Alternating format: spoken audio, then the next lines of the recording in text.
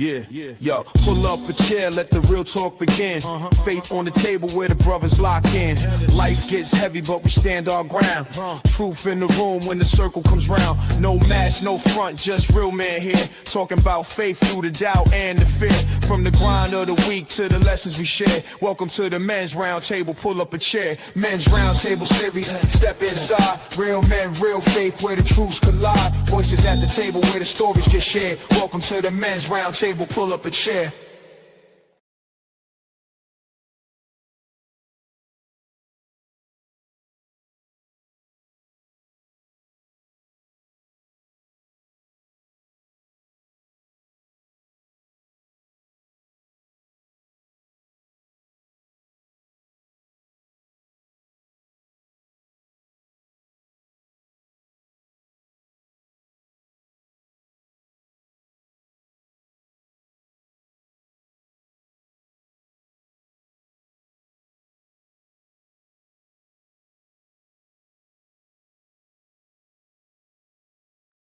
Oh, thank you. How you doing, sir? Thank you.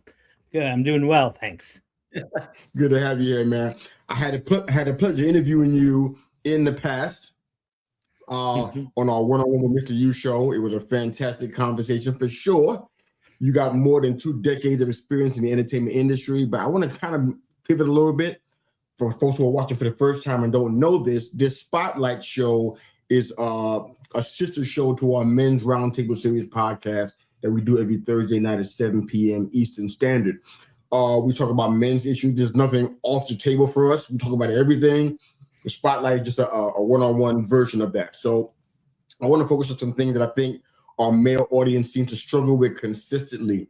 There's several issues I'm going to bring up in the course of my discussion with you today, but it'll be focused on our men and what they're dealing with. So it won't be entertainment-based per se, but we'll be talking about the men that you've experienced and you've encountered that have some of the same issues. So let's jump in real quick. For me, I'd love to understand, how do you deal with somebody who's dealing with self-doubt, especially in this day and time? I mean, with the rise of social media and the impact of social media, positive or negative, depending on how you view it.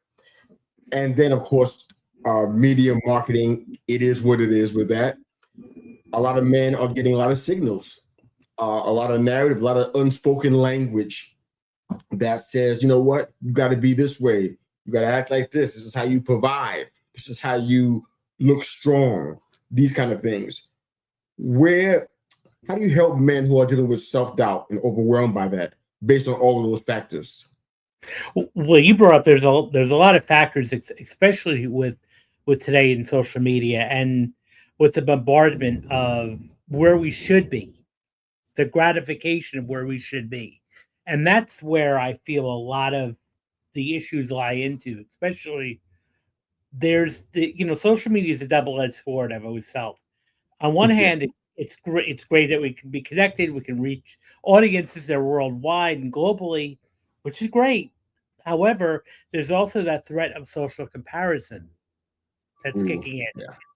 And that is, the idea of we're measuring ourselves up based on different metrics of what it is like to be, how we should be. And so that's where self-doubt creeps in, because we're starting to think of how inadequate we are compared to what we're seeing, compared to what we're hearing, and compared to what we're exposed to.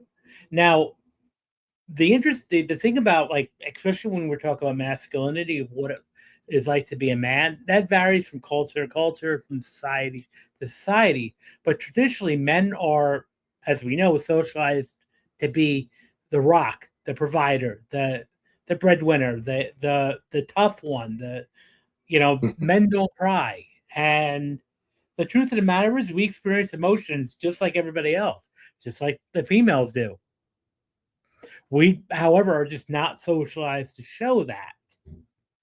And we learn at an early age from the internal scripts that were given to us from our family, from our cultural leaders, from our, icons in our community, that, we're supposed to be tough. We're supposed to be stoic. And that wears after a while. And that's why we start to see if you look at, statistically, the alcoholism and substance abuse and juvenile and criminal behavior is a little bit more higher in the male population, statistically. Makes sense. And that could be also stemming down to the fact that we don't really have an outlet, to express our emotions. And otherwise it would be viewed as being a sissy or weird or odd, or I dare to say it, as we know, we get stereotyped as, even being as a homosexual act or gay if we have to express feelings or disclose our feelings. Now, yes, we've gotten a little bit better in that. I think, we've evolved a little bit. We still have a lot of work to do in this area, and that's why it's grateful that we have podcasts like this out there, because we need to keep having conversations about this. Yeah, no question. All right, so let's keep moving. All right, so one of the things that I know you deal with as a coach, I've dealt with as well, is what happens when someone's identity is kind of tied to accomplishment, tied to trophies, tied to tangible wins, and then that season in their life changes. How do you rebuild? I mean, as quick as you can answer that, I guess, I know it's a complicated issue. How do you rebuild somebody's psyche's their identity when they don't have those achievements and trophies continually coming in? They're in the season of life where things change. How do you help rebuild them when they're kind of in that state? Well, we can do it in many different ways. Number one is I look at life as having peaks and valleys, and there's a season of harvest, which is the awards with the great stuff, but then there's also a planting season that may be longer than a harvest season coming in. So looking at this as being, this is your planting season now. Let's refer to it, because a lot of people, when they start getting, especially men, when we don't get those awards or things coming in, we start to think, I'm a failure, nothing is happening. But the thing is, you're planting right now, so there's a lot of stuff happening. It just may not be the way you wanted to or expected to, or even on your timeline. So the issue here is to look at this as a planting season. What are you planting right now? What are the actions are you taking day to day? Because the one thing that we try, at least I try to work with people or attempt to work with people, is to not sit at home and dwell and say, woe is me, nothing is happening. Well, nothing is going to be happening if you sit and do nothing or scroll on social media and not doing anything.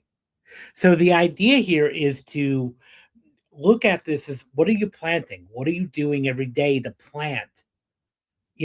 So that the next harvest comes in to, so it's worthwhile. So that's one thing. Another thing is I think we have to start separating self-worth from external to internal. Okay. And that means looking at yourself as, are you contributing to daily life? Are you, providing for your family? You're providing for society?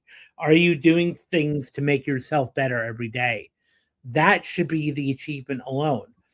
And because a lot of people base their identity off of their achievements. And I say it's almost like backwards. You have to have the solid identity before the achievement starts coming in. Yeah, that's true. And, going back with, I'll use this one example with the actors I work with. A lot of actors will ask, well, how can I become a working actor? Just claim it. That's all it is. Because once you claim it, that's when it'll start to happen, not the other way around. Because people say, well, I can't call myself a working actor until I book a series or a film or a lead in a play. That's backwards. You have to claim it first, the identity first. So that would be a couple of things that I would say is, look at it as a planting season. And then let's, reverse the identity, reverse engineer it in a sense. It makes sense. I don't know if you deal with those kind of clients, but I deal with clients that are in the realm of high performance, or they consider themselves high performance, the A-type personalities. There's a psychology to the whole peak performance thing, but I'd love for you to kind of break down briefly the differences you've seen in a man that's driven by true core confidence, if you will, and a man who's just masking deep insecurities. Because there's somebody who's watching who may be in that place but not ready to admit that, or they can't even detect that that's what they're doing. Can you help them? I know it's weird to ask you to do that in a matter of a minute or two, but do your best with it. Go ahead. Yeah, well, it really comes down to how reactive are you too. So if you are just, holding it together, trying to be the best and trying to mask everything, every little setback you're going to be reactive to. You're going to get internally stressed. Your cortisol levels going to increase. You're going to be in fight or flight all the time. Whereas a man who's true confident and truly embodies that is going to welcome the setbacks. Is going to say, okay, this went wrong. What can we do about this to make it better? Rather than go into full on panic mode of, the world is ending. What do I do? Versus, well, this is a setback. What did I learn from this? So taking failure as feedback, learning to fail forward. That's something that we do talk about a lot on our throughout the work, our men's con. We talk about that so much about failing forward and reframing what a failure looks like. I'd love to get your thoughts on these last couple of questions, and then we'll close the broadcast out. One of the things that I think I see men do a lot that I honestly probably have done it myself. Can't say I fully understand why, but the whole self-sabotage question. From a psychological standpoint, I think that men that are really capable have the skill sets. They kind of pull a pin on their own grenade, for lack of a better way of putting it. And they sabotage opportunities. It could be in business and entrepreneurship, especially. I've seen that lately. It could even be in relationships. You know what? You got that male that is growing into the place where, they can become a good friend or even a BFF. And you pull a pin because you're on the cusp of a breakthrough and you get scared. What do you say to the men that are watching and listening today, the husbands, fathers, brothers, and sons who have been prone to self-sabotage? How do you encourage them outside of that without sounding judgy or judgmental in any way? How do you do that? Well, the one thing, the key here first is to recognize what's happening. So very often this type of fear of success or that fear of being seen is unconscious. So what winds up happening is on a conscious level, you can talk yourself into, oh, this is not important. This is foolish. This is dumb. I'm not going to do this. This is not worth my time. And then, so it's important to have that conversation and to understand what's going on. So, because a lot of people will self-sabotage when they're right about to achieve their goal. When they're when they're almost there, it's like they take like 5 or 10 steps back because of the fear of being seen, the fear of the change that can happen, what's waiting for me on the other side. And fear of change is very, very powerful. So it's having these conversations where, okay, what's really going on here? And especially noticing a pattern here that, what is it that's stopping you?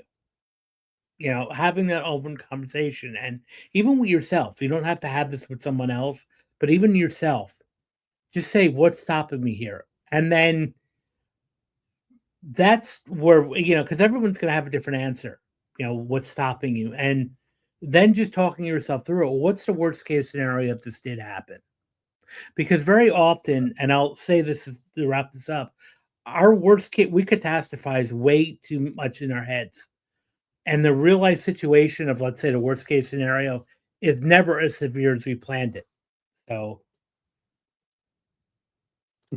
I was going to just ask one more question, but you sparked something, so I'm going to squeeze another one in. It's my personal opinion, and I've said it on multiple of our shows on our brand. I believe that one of the biggest things that men desire, and by men, I don't even mean gender, I'm talking about man as a whole. We desire to be known. So what you just described sounds like it's the opposite of that. So I guess my question for you is, if men do indeed want to be known, and they're self-sabotaging. Tell me what the missing link is there. You want to be known, but now you have a chance to be known, and you kind of pull the pin again, if you will. What's the missing link there? Fear. It's fear, and it also ties into how we were raised. You know, if a boy or any child is raised with the fact that their ideas are quashed or dismissed, or being told that they're not serious or that they're not smart, and so therefore it becomes, we don't want to hear that, and we start internalizing those messages, though, where instead of wanting to go forward, because as human beings we want to advance, it then becomes that fear just keeps us hiding behind the covers, hiding under the covers. And it's because we don't want to have that egg on our face that we had when we were 7 or 8 or 6 years of age. So, I would say that the overall thing is fear. Okay. That makes a lot of sense. I mean, because talk about peak performers, they usually function with less fear when it comes to specific things, but we have seen variations of that where people are in peak performance or high performance, and they fear deeper relationships. They fear kind of being the onus being on them, and it doesn't impact their performance. Good stuff. Last question for you, Dr. Albert, and then we get you out of here. For the man that's listening today who may be paralyzed by a lot of this talk, paralyzed by the whole self-doubt thing, paralyzed by maybe a challenge with their identity, not really having a grip on who they are so they can step into situations with confidence and boldness. Is there one or two kind of internal shifts that they can make today from a practical sense to kind of help them to become who they desire to become? Well, the one thing is to take action and to be so that's number one. The second thing is be okay with being uncomfortable. So being comfortable with being uncomfortable. Sometimes sitting in that space of uncomfortableness is what's going to help us grow and what's going to help us expand. So push against the your comfort zone. Okay. Any other ideas and thoughts on that one? Just push against your comfort zone and also assemble a good tribe around you. That's why, like a round table like this, other like-minded men, other like-minded, just humans in general, even women too, like-minded people that are success orientated, because they're gonna, each person gonna encourage each one. So it's like it's like the law of proximity here. So you hang out with successful people, you're gonna be successful yourself. I love it, man. I love it. We got your website up on the screen for those that are listening but not watching us. You can let folks know where they can find you and your work. You go ahead and shout them out right now, and then we'll go ahead and close the show out. Go ahead, sir. So you can find me at albertbramante.com. You can also find me on Instagram at Dr. Al Bramante, and I'd be happy to connect with you. Awesome to have you here, Dr. Albert. Thanks again for joining our show for the second time. You're always a fantastic guest, seasoned talent agent and coach, Dr. Albert Bramante. Thanks again for your time here. And if you guys are watching and listening for the very first time, again, thanks for making us part of your week. You can find us on all the social media platforms. I think almost everything we're on. And of course, if you're a podcast listener, we're on every podcast platform as well. Thanks again for watching the Men's Roundtable Series Interview Spotlight. If you are a husband, father, a brother, or son, quick tip. Check us out every Thursday night, 7 p.m. EST. Our roundtable panel is fantastic from all over the country, all around the world. And we're doing great things, and men are being impacted in a positive way. Be a part of the conversation. Thanks for watching and listening. Men's Roundtable Series, step inside. Real men, real faith, where the truths collide. Voices at the table where the stories get shared. Welcome to the Men's Roundtable, pull up a chair.